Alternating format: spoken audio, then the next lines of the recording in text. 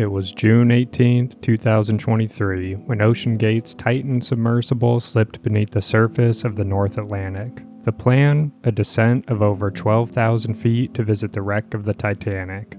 For the ultra-rich and thrill-seeking, it was the ultimate bucket list adventure.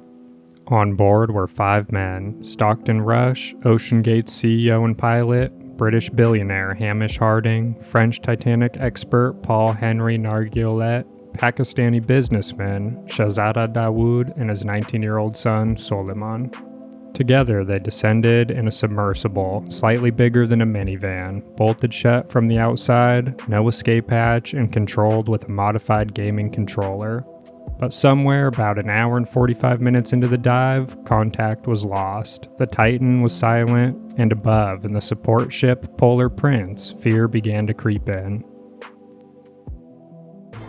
Hello, and welcome to Deadliest Disasters.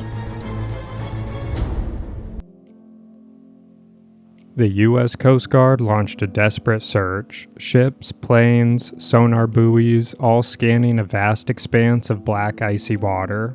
Around the world, headlines began the countdown. 96 hours of oxygen remaining.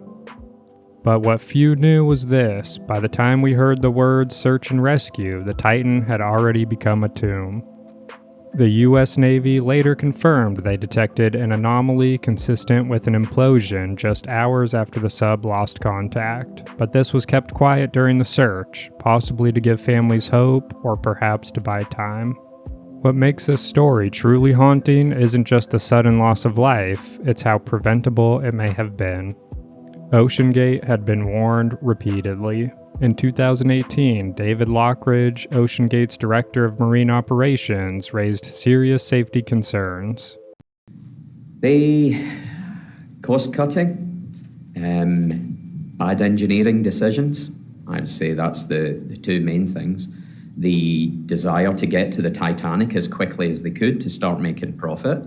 I knew nothing about the financials side of things, but there was a big push to get this done, and a lot of steps along the way were missed. He reported that the Titan's carbon fiber hull hadn't been properly tested. He claimed the viewport was only certified to a depth of 1,300 meters, far short of the Titanic wreck's 3,800 meters.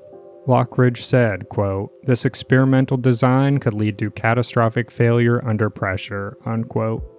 OceanGate's response? They fired him.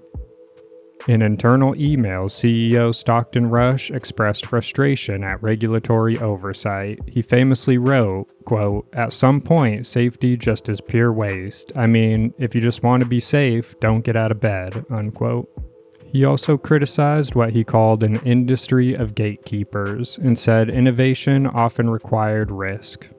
Other experts, including members of the Marine Technology Society, urged Rush to submit Titan to third-party certification.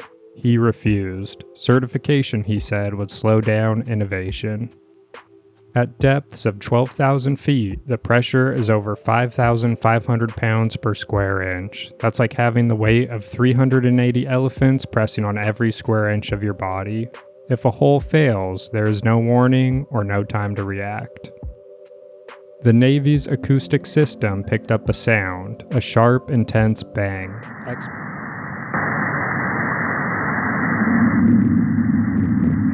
Experts believe the hull collapsed inward at supersonic speed. In milliseconds, the cabin temperature may have spiked to the temperature of the sun before plunging to freezing. The men aboard likely didn't even know what was happening. "It would have been instantaneous," said oceanographer David Mearns, "merciful in a way, but utterly horrific." In the days that followed, debris from the Titan was discovered scattered across the ocean floor near the Titanic's bow. Twisted titanium end bells, carbon fiber fragments, personal effects. It confirmed the truth that the sub had imploded.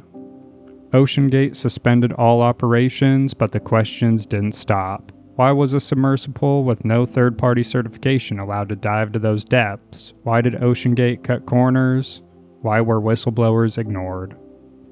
And why was a vessel held together with experimental materials, makeshift parts, and a video game controller sent into one of the most hostile environments on Earth?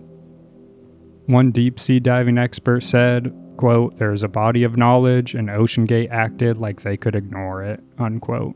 The tragedy became a grim lesson in hubris, the same kind of arrogance that doomed the original Titanic.